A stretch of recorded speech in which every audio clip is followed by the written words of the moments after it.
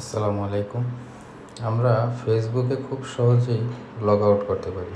ফেসবুকে ঢোকার পরেই আমরা যেমন এখান থেকে এই প্রোফাইলে গিয়ে প্রোফাইলের একদম নিচে এই যে লগ আউট অপশনটা দেখতে পাচ্ছি, কিন্তু মেসেঞ্জারে আমরা লগ আউট অপশনটা খুব সহজেই খুঁজে পাই না।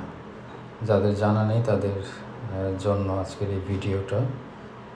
তো মেসেঞ্জারে লগ আউট করার জন্য আপনি প্রথমে মেসেঞ্জারে ঢোকার পরে এই যে উপরের বাম দিকে যে 3 লাইন ডট আছে সেটাতে ক্লিক করে দেখেন ডান দিকে উপরে যে সেটিং যে চিহ্নটা আছে সেটাতে আমরা ক্লিক করব।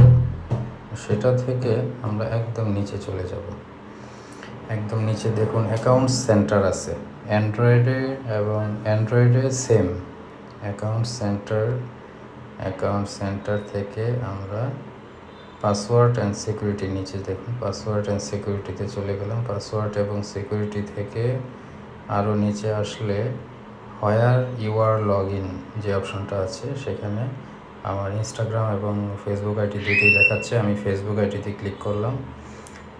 দেখুন আমি মোট কতগুলো ডিভাইসে লগ ইন করা আছি সেটা আমাকে দেখাচ্ছে।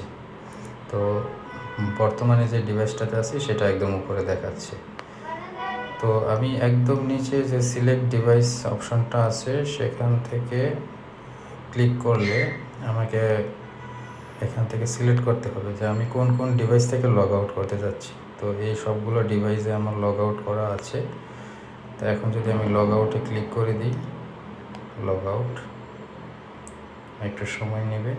তো আমার বিভিন্ন পিসি, ল্যাপটপ বা যেখানেই অফিসে হোক বা বাসায় হোক, মোবাইলে হোক, সবগুলো থেকে আমাকে লগ আউট করে দিবে। এখন আমাকে নতুন করে আবার লগ ইন করতে হবে।